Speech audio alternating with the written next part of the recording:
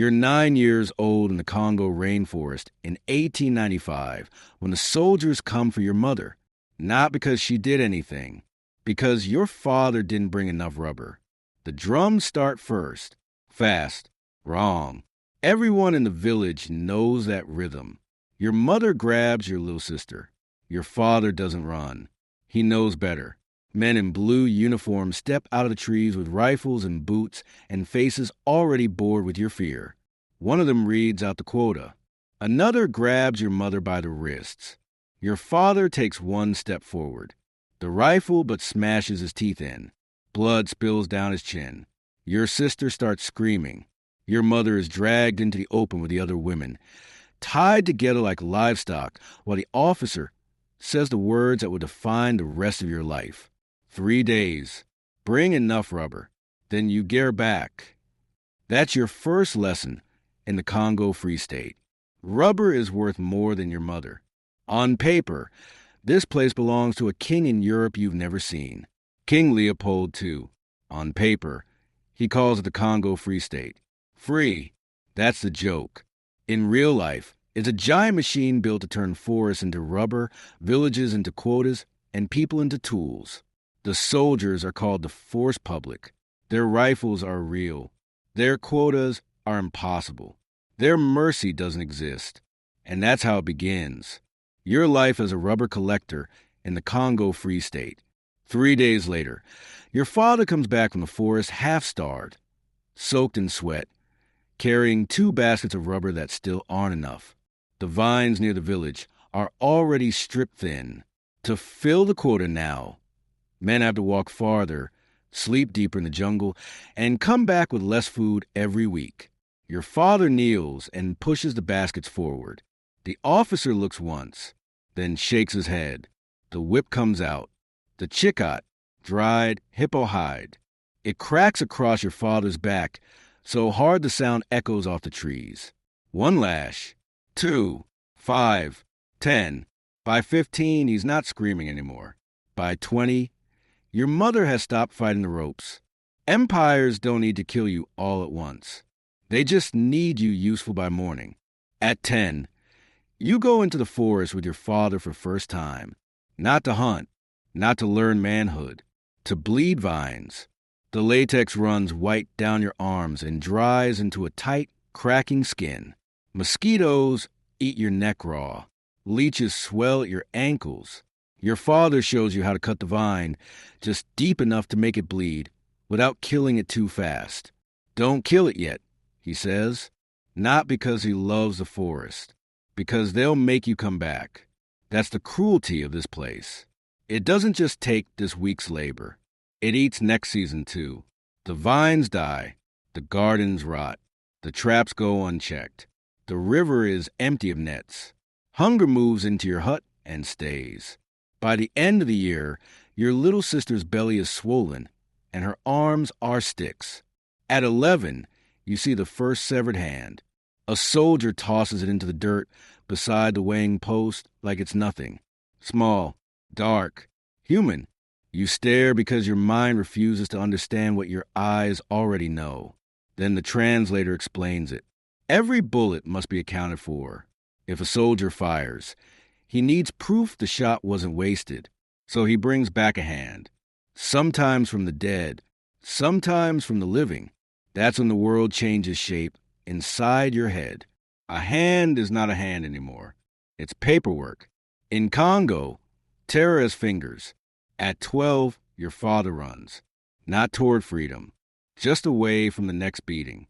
He leaves before dawn with no food, no blanket, no goodbye worth remembering. Your mother sits by the doorway after he's gone, staring at the path like she can still bring him back by refusing to blink. The soldiers arrive the next morning. They don't find him, so they burn 2 huts instead. Then they take the women again. Your sister faints from hunger, while your roof caves in behind you in a shower of sparks. Cassava pops in the fire like snapping bones. That's the day you learn something even worse than fear. Escape doesn't end the debt. It just moves it on to someone smaller.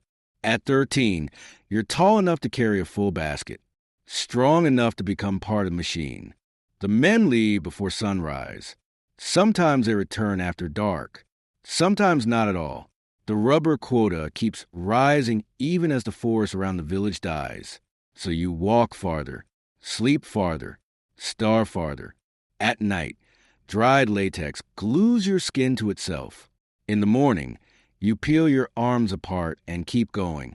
A nearby village misses quota 1 month. Their women are held at the riverbank. No food, little water, no shade. An old woman dies there. A girl disappears. No one asks where she went. Curiosity is a luxury, usually enjoyed by the men with guns. At 14, you still have a friend. His name is Local. Same age, same jutting ribs, same eyes that already look like they've seen the end of the world. And no, it's not impressive. You whisper to each other in the forest while the latex drips into leaf cups. One day, he tells you want to make it downstream to a mission station.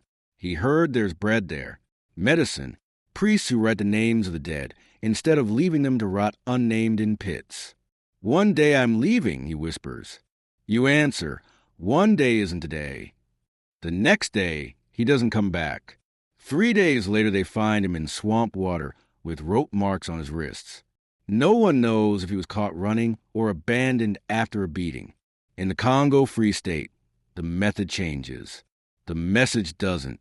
Stay, bleed, work, disappear quietly. At 16, you fall in love. Not with music, not with promises, with relief. Her name is Nala, and every time you see that she's still alive, your chest loosens for one more day. She used to sing while pounding cassava. She doesn't sing much now. Nobody does. One evening by the river, both of you too tired to speak above a murmur, she says, if they ever leave, I want to plant bananas first. Not marry, not celebrate, not dance. Plant bananas. You nod like that's a future a person can still build with empty hands. That's what terror does. It shrinks love until it fits inside a survival plan. Then the rumors start. Other white men are coming through now. Not officers, not traitors. Men who ask questions. Men who write things down. Men who look too long at scars and burned villages, and children with missing hands. Somewhere far away, people are beginning to hear about Congo, about quotas, about hostages, about severed hands, about a king getting rich from rubber while villages starve in the dark. You don't know their names. You don't know what a reform campaign is. You only know the soldiers get meaner after that. More patrols, more raids, more beatings. A machine that knows it's being watched doesn't grow a conscience. It speeds up. At 18, your mother dies. Not by gunshot, not by blade, by accumulation. Hunger, fever, years of being used as collateral for quotas your family could never truly meet. She dies on a woven mat while rain pounds the roof. So hard it sounds like the sky is trying to break in and finish the job. Before she goes, she grips your wrist with fingers so light they barely feel human anymore. Don't let them take your name, she whispers. Not your hand, not your back, not your strength.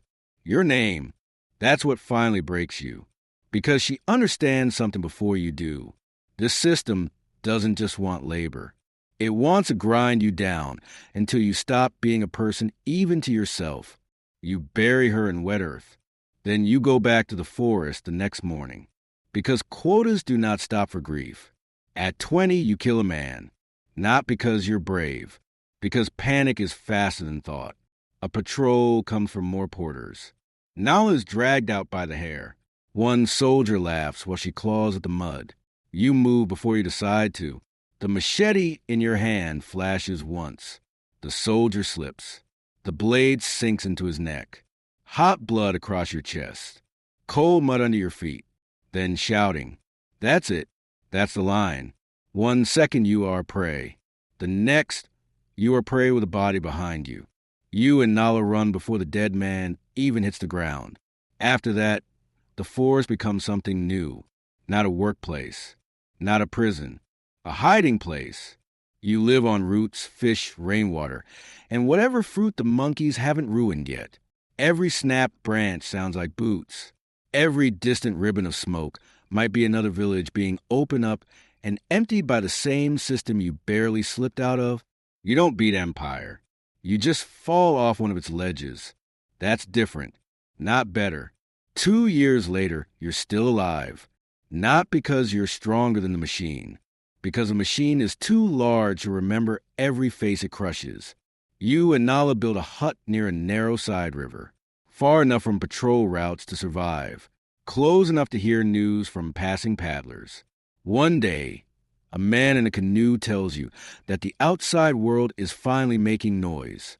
Europe has seen the reports, read the testimonies, seen the photographs. The king's grip is slipping. Leopold's private rule over Congo may not last. Nala takes your hand and places it on her stomach. She's pregnant. For the first time in years, hope crawls back into your body. Small, dangerous, alive. Maybe your child won't be born into quotas. Maybe she won't grow up measuring men by scars and villages by what's left standing. Maybe hope is cruel like that. It always comes when you're weak enough to trust it. In 1908, the news becomes real. Leopold loses his private colony. The Belgian state takes over. A flag changes. A name changes. Europe calls it reform. You stand by the river and look at your hands. The rope scars are still there. The memory of the chicot is still there. Your mother is still dead. Local is still dead. The forest near your old village is still wounded. A new administration does not resurrect a people an old one consumed. A new flag cannot teach your nerves to stop flinching. An empire changing clothes is still an empire. Nala gives birth near the end of the rainy season. A girl, tiny, warm, furious. You hold her in both hands and remember your mother's voice. Don't let them take your name. So you name your daughter slowly, carefully, like a man rebuilding a world with tools once used to strip one away. Not because you believe the horror is over, but because after everything, somebody still has to begin with a name. That is the smallest kind of defiance. Sometimes it's the only kind left. You survive Leopold's Congo, but survive is a generous word. You survive quotas. You survive hunger. You survive hostage-taking. You survive the chicot. You survive the forest. You survive severed hands in the dirt like receipts for bullets. You survive learning how to look at a corpse without losing your footing. You survive all of it. But the boy standing in the mud at 9 years old when the forest public first entered your village? He doesn't. And that is the real genius of empire. Not that it takes rubber, ivory, land, or labor, but that it turns horror into routine until the people living inside it forget what an ordinary human life was ever supposed to feel like. You've seen Congo under a European king, where bodies were measured in quotas, and fear was managed with rifles. But farther east, another road waited. Less rubber, more chains, the same appetite. In East Africa, children your age were marched inland to the coast, sold through networks that ended in Zanzibar. Different empire, different route, same price.